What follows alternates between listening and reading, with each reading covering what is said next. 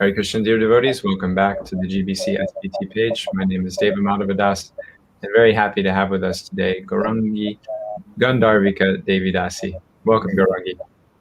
Thank you, Haripal. Hare Krishna, all the way from Sridham, Mayapur. Very happy to have you with us.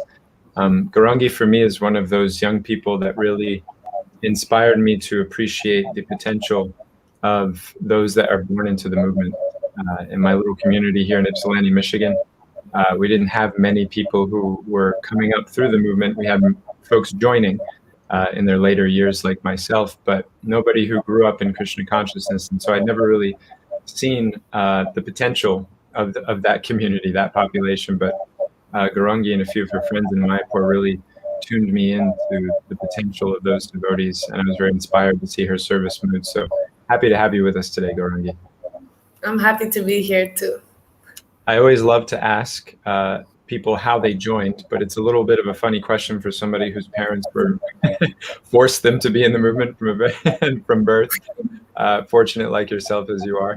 But we also find that there's that moment in every devotee's life, even those that were born into the movement, that things kind of clicked and became serious for them. And your service became yours, and not just something that your mom and dad do or your friends do, but it was something that you had conviction about. So maybe you could start us off by sharing when you joined, in the sense that when you felt Krishna consciousness really become yours.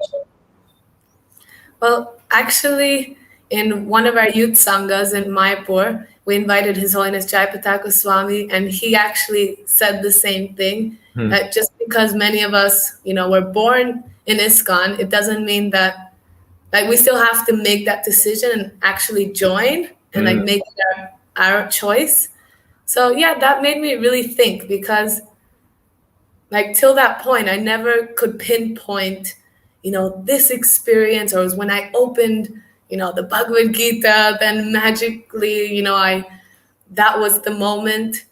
Because I grew up in Mayapur, so I feel like I had such a good childhood, and I was surrounded by so many wonderful devotees, and my whole childhood is just filled with all these positive memories. And since I was really small, I always went through this extreme, I'm going to chant 16 rounds. And then, I was who knows, 9 or 10 years old. And then I couldn't keep it up, and I would go to 0 and then 16 again. And then just go up and down, up and down. But I think the time that I got more serious and really made it my choice was when my spiritual master, His Holiness Jayapataka Swami, got the stroke. So I clearly remember, I was 11 years old and I was in school, and I heard that he got the stroke and that, he could probably leave us. So I think that was a very impactful moment for me. And yeah, so I remember when he came back to Mayapur, I vividly remember him coming out of the car and going to the temple. And for such a big community as Mayapur, it was one of the times that you felt the whole community as one, everyone was together. So I remember when he was staying downstairs on the Lotus building. So I was going every day and trying to take as much association as possible. And I was a really little girl. I wasn't a Mataji yet. So I would try to squish in everywhere and follow him wherever he went, and try to sing kirtan every meal. So I really felt so happy. Those were the best moments of my life, the best summer holidays. So I think since then I started becoming more serious, and then a couple of years later I took first initiation.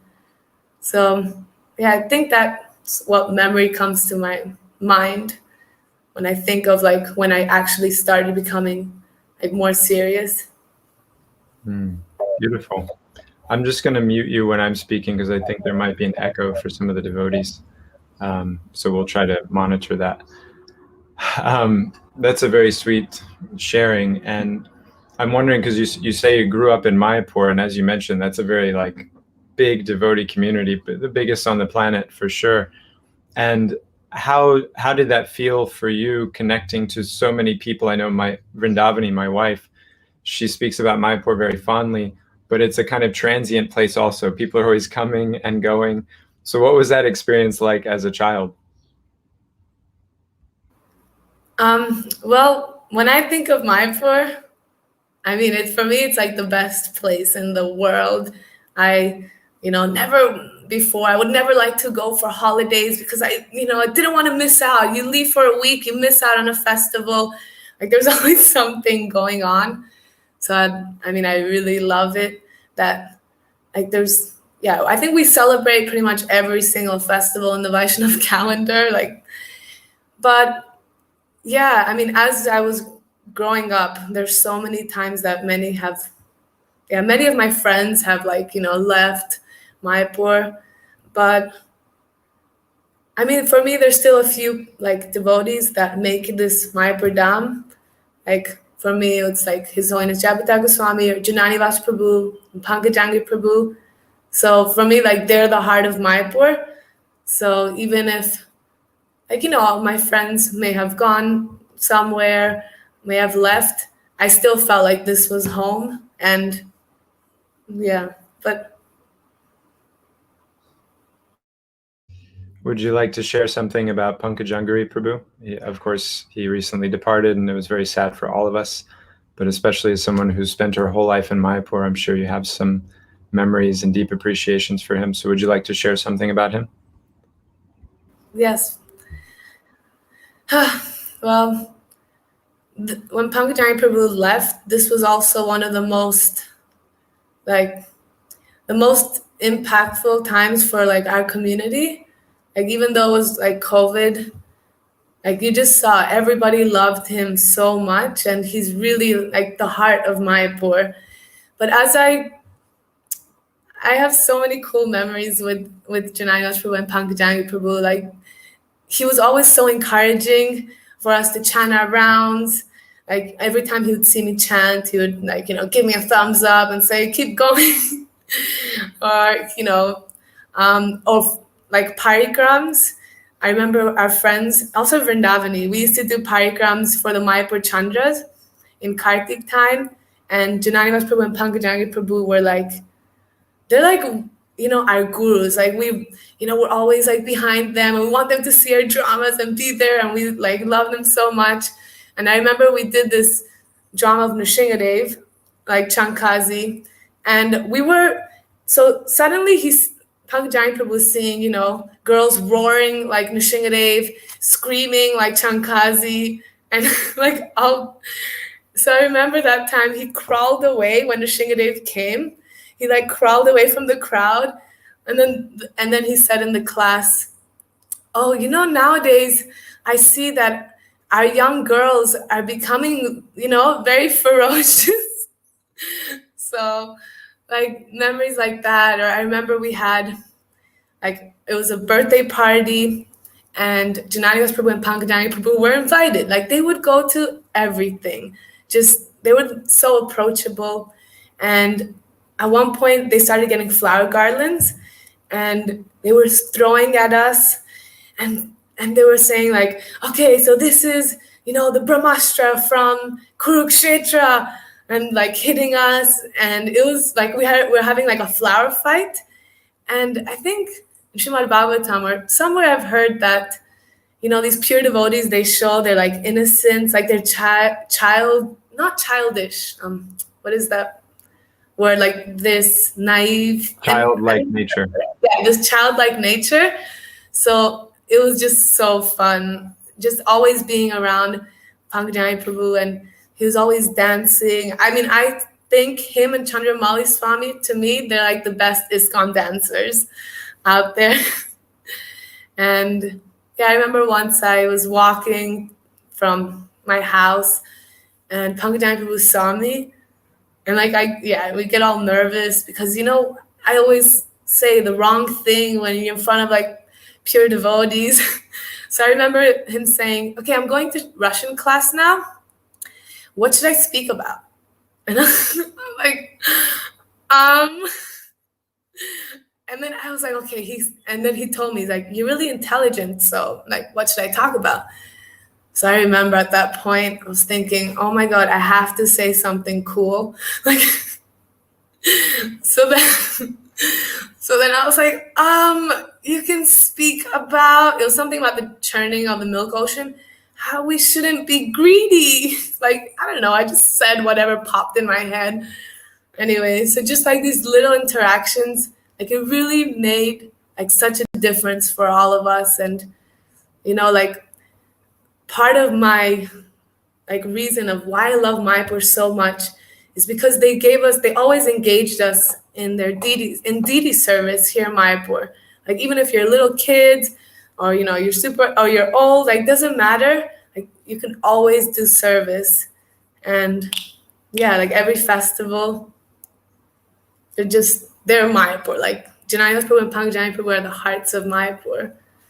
So yeah, I mean, we really miss him like a lot. But anyways.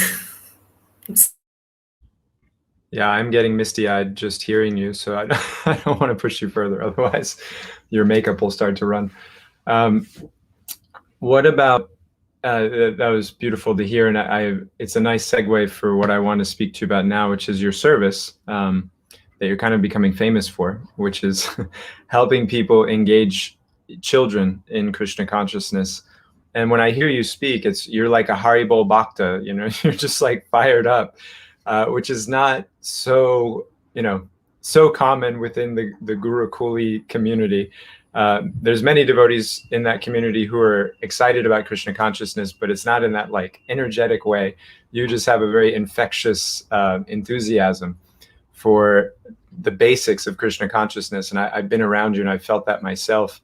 And so share with us something about your service now. And then I specifically want to get into discussing the book that you put together and the thought process that you went through around creating that book. Well, I mean, I think my main reason, I found like my purpose was, well, right after school. So my father is, the general manager of the Congregational Development Ministry. So right after school, he hooked me in, and yeah. So then, he put like Muki, like my cousin Mukunda, and I doing something with the youth, but I just couldn't find. And then I started doing some other sections of the ministry, like some financial part, but it wasn't really like my calling. And then I started doing like these kid classes in my house every week. And then I just really found like that like passion. So then we started like the children's services department of the Congregational Development Ministry, because actually, so our minister is His Holiness Jayapataka Swami. And then, so he's the one that suggested, like, we need to do things for children. So I decided to, gonna give it a try and take it up. And then, so I started writing like a children's book based on the classes that I was giving. And then, so our aim is to, provide resources and programs to engage children in Krishna consciousness. So like my main like motivation is that, I had such a fun time like growing up in Krishna consciousness. I mean, I still do. Like I just love everything about it. So I really wanted to share with other youth and other kids, like Krishna consciousness is fun. And I wanted to share those like, gems of bhakti. So that was like my motivation. And like, for example, now, actually in these 5 days, we're doing the Jai Jagannath camp. So, so it's like 2 hours a day. And yeah, we have like 150 kids joining us. And we read Jagannath stories and do crafts and chant japa. And we've just received so much, like feedback, and like they really want more and more classes. And last year we did the Purushottam Challenge. We had like 1,250 participants. And so then like that, it just seems to be like expanding, and we actually have like more demand than we can actually do. So I have like, a massive list of all these ideas that I want to do. And of course, like the powerhouse of all these ideas is like my Guru Maharaj, His Holiness Jayapataka Swami. And you know how like he has a billion ideas. So I remember last year we had a meeting with him. And since then, it just kind of like got me going, like, it just like really, like, I don't know how to say, like recharged my battery and like really gave me that inspiration to like just do more and more for kids.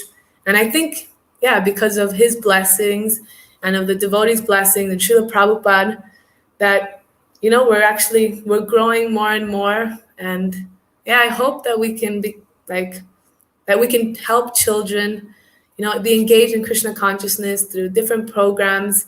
And we're working on lots of books. And yeah, I hope so that they'll really appreciate it and have fun. Now, everyone from Srila Prabhupada's teachings especially understands the importance of taking care of children in Krishna consciousness, but it's been something that our society has struggled with, frankly, to be able to support young people the way that they need. Many different elements to that, and we don't want to get into most of them today.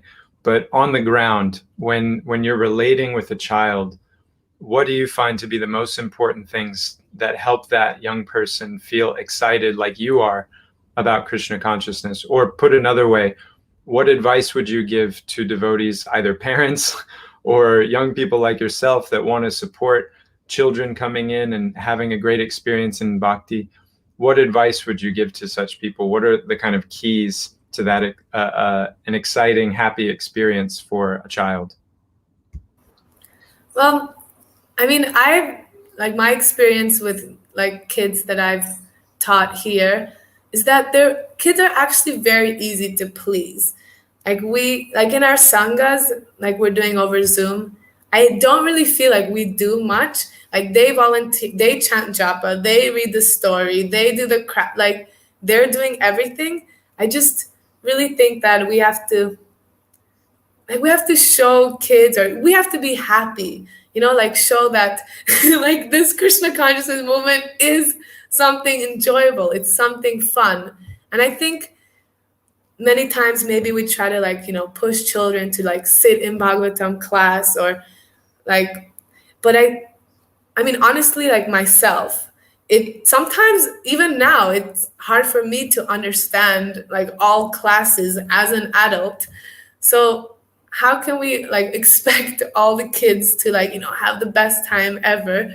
So I really think that we need to, create like that content that is relatable for them. So like in my book, it's pretty much like basic concepts, but it's like through a fun medium. So, we play games around it. We do crafts and quizzes, and we really have to, involve them in the program. Like, kids are not, my Guru Maharaj said, children are not a distraction. They're not, a burden. And also Srila Prabhupada, saying that. So I really think that we need to I think it's just like time, love, and just putting a tiny bit of effort and trying to, create something fun for them. Like I remember doing dramas and, or just like deity worship. Kids love, to dress the deities and just engage them in whatever you're doing. And yeah, I remember also like my mother, she organized these kids Bhagavatam class. So we would go to Srila Prabhupada's room in the Lotus building, and every day we would have, a different speaker tell us stories, and, we really loved it. So I just think we have to make it more like, child friendly and not expect. Sorry, I'm trying to manage the microphone feedback situation. I love that answer. It reminds me of Srila Prabhupada's saying, the best preacher is a happy devotee. So we may make all the programs in the world for children, but if we're not happy ourselves, especially when we're relating and interacting with them, then it's not going to come across as powerfully.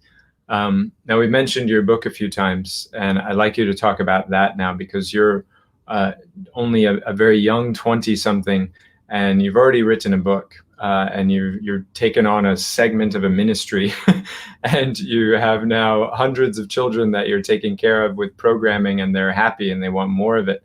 Are you not intimidated by that? How are you managing these things? Let's start with the book. how did you approach putting together Becoming Your Devotee, which is this really beautiful colors, and if you all haven't seen it, it's a gorgeous printing, very exciting. If I were a child, I could see how I'd be attracted to it too. It wouldn't be an intimidating textbook looking thing, but something that would get me excited. How did you approach putting that book together? Well, I started off with, as I was telling you before, like the weekly classes. So I would, like every Friday or Saturday, some kids would come over to my house and we would just do different things like, learning the Tilak mantras and, how to offer boga, or about the 9 processes of devotional service. Or even I remember the girls created their own PowerPoint presentations about the gopis. So like it started from those classes. And although I've had like such a great childhood, I still also found the need for more children programs in ISKCON, because we still lack that. We have loads of adult books, we have loads of adult courses and things, but we need more things for the kids because they are the future, and like the youth also. The youth and kids are the future of ISKCON. So that was like my major like inspiration. And so I got the book here. Oh wait. Yeah, it's quite massive. It was actually bigger than this, and I had to divide it in 2. But and so basically we have like 8 chapters about different like basic Krishna conscious topics, about like tilak, offering boga, arti, and like what does ekadasi mean? Like why do we follow it? So in each, it's kind of like a combination of like a spiritual, could say like textbook, but an activity book as well. So we have like the theoretical, like the lesson, and then we have like exercises and a quiz and recipes and dramas and crafts. So like that, each topic is like reinforced with all those fun activities. And it's not just, like super just philosophy. So, like bring it up. So like for example, instead of pin the donkey's tail, we pin the tilak on the devotee, or instead of, like other games like bingo, we made into like Goloka bingo, and just like there's so many ideas out there that we just have to like Krishnaize it. And the kids, I mean, we've had like quite good feedback about the book, and it's like makes me really happy to see that around the world devotees are appreciating it. And even some devotees are saying that, oh, like the book is good for us to use for like bhakti programs, because it's like really colorful and like just easier to look at. Just I wish I could show more pictures, but so I just really wanted to make this like attractive for kids, and put like all my effort and all my like time and everything for it. And so now I'm trying to work on part 2, but because we've had so many like different programs and like the camps and Purushottam Challenge and Damodar Fun Month, it's taking some time to develop it. But it's quite happy about the response. And I'm gonna look for more feedback from other devotees and try to improve it. We're also working on a festival book for like Krishna. So like that, we have like loads of ideas, and we hope the kids will like it. And we're getting a lot of requests on the comments for a link of how to buy your book. So what's the best way for devotees to look for purchasing? Oh, it's on, wait, how do I share should I share the link now? Or, oh wait, you're muted. If you see there in the comments, you're able to post down there, and then everybody can see it on Facebook and YouTube.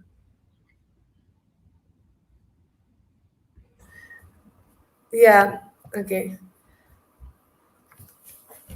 And how about the second book? You said you're coming out with another one. What's that going to be compared to this first book? What's the nuance there? Well, actually, it started off with like this book. The first part has like 8 chapters, but initially it was like 15 chapters. And the size of this book is already quite big. So imagine, it would have been like a Bible. So I decided to make it into 2 parts. So I'm just finishing that one up. So it would have, a chapter about Srimati Radharani and Krishna and the 8 Astasakis. Because when I look at the altar, like in Radha Madhava here in Mayapur, sometimes, I forget that they're all personalities. They're all people. They have, their hobbies, their skills. They also have parents and they also have their life.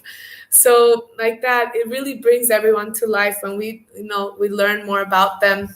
And we'll also focus more on the 5 powerful, potent items of devotional service. So like chanting and hearing. So yeah, it's going to be like the same format, but just like other topics. That sounds excellent. And I was also corrected by Madhusudan that this is your second book.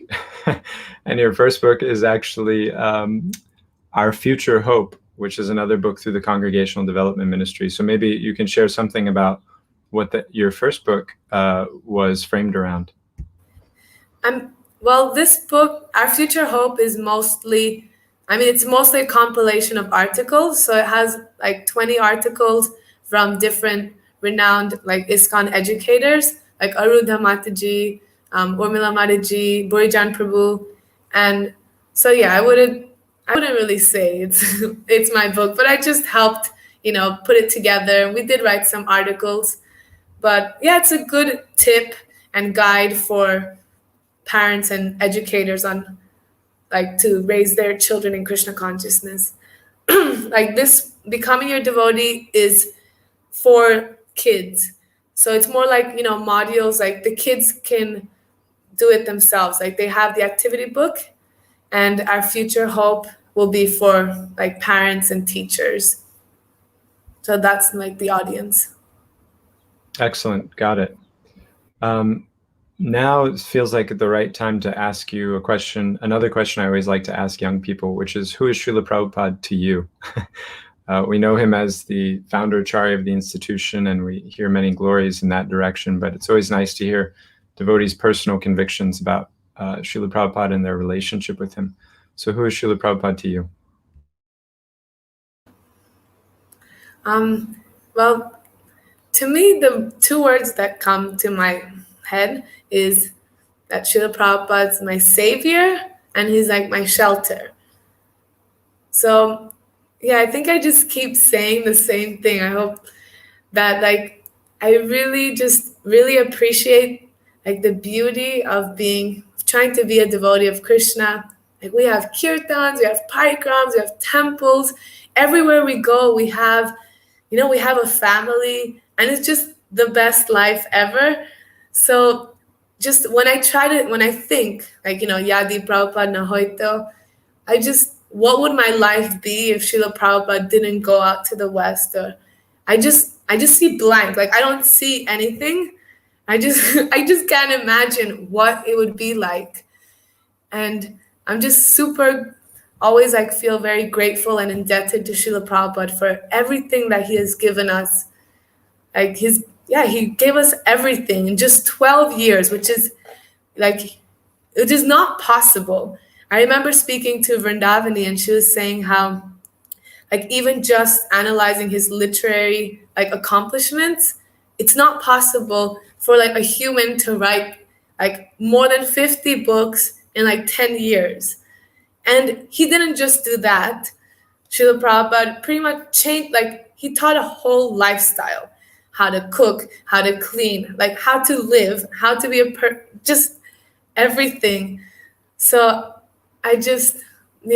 so I really see Srila Prabhupada as like my savior, and I really hope that, I'll really try to do everything I can to like repay Srila Prabhupada. I mean, I know that won't be possible because he gave us like everything, but I think that's what keeps me going, Srila Prabhupada and my spiritual master and ISKCON. So I really like trying to make that effort to contribute to Srila Prabhupada's ISKCON and to keep it growing. Like, okay, this is kind of funny, but I remember years ago I watched this really scary movie, and I remember just screaming like, Nrsimhadev, please protect me, please protect the person, please protect. Like, we were all like screaming. And then I just thought like, wow, these people have no one to look up to.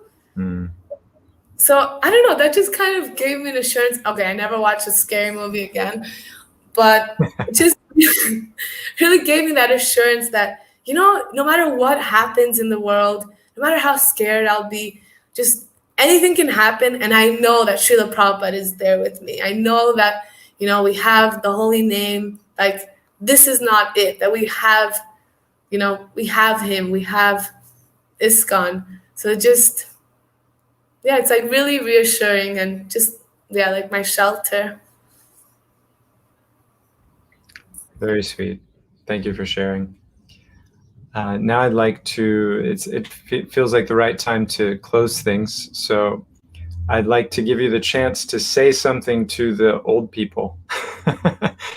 Say something to those leaders above us, so to speak, who have been taking care of the society for a long time and are now at that phase where it's time to pass things along, and things are getting passed along by the force of time. But as a young and leader already in your own right, what would you say to the older generation if they were to ask you what they could do to support you, what they could do to help you in your service today, and as you see yourself going forward as an aspiring servant of Prabhupada and his ISKCON? What would you like to say to that generation if you had their ear for a few minutes? Well, I think now more than ever, it's really, happening that, many Srila Prabhupada disciples are leaving us. And I get really scared or worried when I think of a life or an ISKCON without them. I mean, every time I actually think about it, I start crying. So I don't want to like delve into that. So I really feel that it's important for like succession planning. And I would love to receive, senior devotees, more of their guidance. And so I think it would be really amazing if, if each leader, I mean, I'm sure many are already doing that, but could take up a few, like, young devotees and like train them up and like be their like mentor so that we can learn, how are we going to carry on the movement? We need to keep it going. So I think rather than waiting after when, we're kind of just thrown into the pool to figure it out. So to hopefully like learn now while they're still here with us. That would be such an amazing experience. And I really think it would be cool if there could be more like apprenticeships with younger generation, and just really, like take like even a few months if they don't like, if they don't want to take someone like the whole year around, because it'll probably be too much. Just like, even like a few weeks, and just really like care, nourish them, and even guide them in what is their service so that we can carry on their service like nicely and make it grow as well. It's a very beautiful answer and very faithful to our tradition of parampara and personal relationship. That's one of my gripes, you could say, about the approach towards succession as it's being handled right now, is that there's a recognition for the need of education, but it does seem like there's a lack of recognition for that personal touch, and how it's really direct relationships that there's a transference of faith and potency as we've understood it from Krishna and our Guru Janas. So I love that answer from you, Gourangi, that personal mentorship, and really taking somebody under your wing. That's what we need to see from more of the older generation of leaders, so that those of us down here have the confidence to take things up even now, and what to speak of when they're gone, as you said, when we're thrown into the pool after their departure. So I would like to close us out there, Gourangi, and for now, but when you release the next book, then we'll be happy to have you on again. This was wonderful for me. I'm always myself. Prabhupada talks about the iron and the fire, and you put yourself in the fire, and then the iron can become hot, just like the fire. And when I'm around you, I feel like you're the fire, and you have this infectious enthusiasm for Krishna consciousness and serving our mutual spiritual master, His Holiness Jayapataka Maharaj. And it just gets me feeling like I'm not doing nearly enough, but at least somebody is. And I'm very inspired. So thank you for sharing all of your heart and feelings with us today. I mean, thank you so much. For me, you're like one of my, idol for leaders, like youth leaders. And I really look up to you and Vrindavani so much. And yeah, although I think of, the scary world that it'll be without, our Srila Prabhupada disciples, I do have hope when I think of, certain devotees like yourself and other devotees as well. And can I just say one final thing to other youth if they're listening? Okay, I just wanted to say that sometimes we might be waiting for others to train us up, or, to guide us or to tell us what to do. But I really think that we all have that potential to do what we want for Krishna and for Srila Prabhupada. And I really believe and have strong conviction that anything and everything is possible in Krishna consciousness if you really have that desire. I can just say from personal experience, I'm not a writer. It sounds ironic because I wrote a book, but I still don't consider myself a writer at all. But I just feel that through inspiration of my spiritual master and Srila Prabhupada, I feel that they empowered me, or just that desire to please them really helped me. So I really feel that we can all do so much if we have that desire and have faith in all the youth. So I'll put one question back to you to close us out, because I'm really glad that you mentioned this point of recognizing our natural potential and or desire to serve and just following through on it. That's so important. That Vrindavani, she often says that one of the challenges for the next generation is that they're all kind of waiting around to be coronated, somebody to put the crown on their head and say, now go forth, and the movement is yours and take it up. But you're a great example of somebody who just took it.